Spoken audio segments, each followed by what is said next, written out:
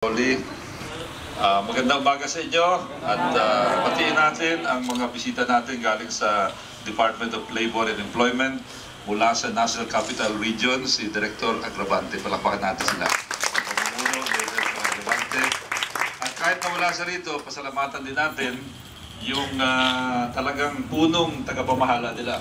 Ayan ay si Secretary Rosalinda Baldos ng DOLE. Palakpakan din natin.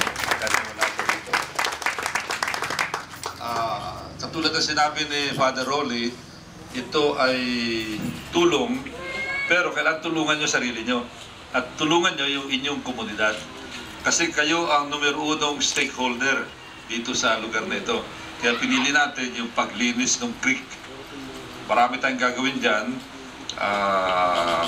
Yung ako naman, sa mga nakaraang mga ilang taon, ilang araw, ilang linggo, pagtutulungan din namin ni Father Rolly, maraming tayong ginawa para linisin yan. Nag-reap-wrapping tayo, nagbutas pa tayo dyan para lumalim ng konti yung creek natin.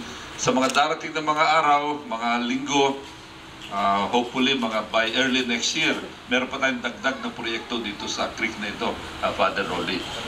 Pero sa ngayon, kayo ang magtatrabaho dyan. Kasi siyempre, pag hindi maganda ang daloy ng tubig dito sa creek, sino napipinsala? Kayo mismo, yung mga paligid, pero kayo unang-unang nabibinsala. Kaya mas maigin na kayo rin magtatrabaho dito. At timing na timing, yung tulong sa atin ng Department of Labor and Employment sapagkat timing para kahit paano may konti kayong cash na pambili ng kung ano ng mga bagay dito sa dating ng Pasko.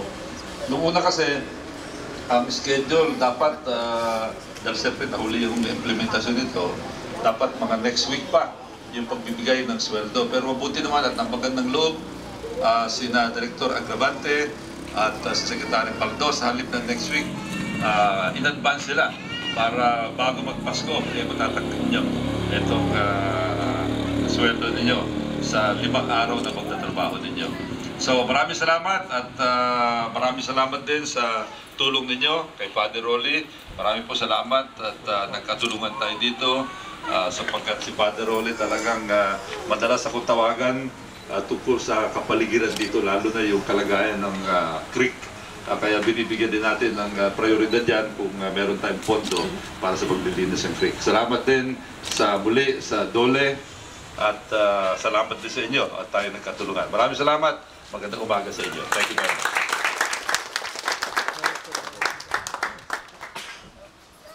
Magandang umaga sa lahat. Of course,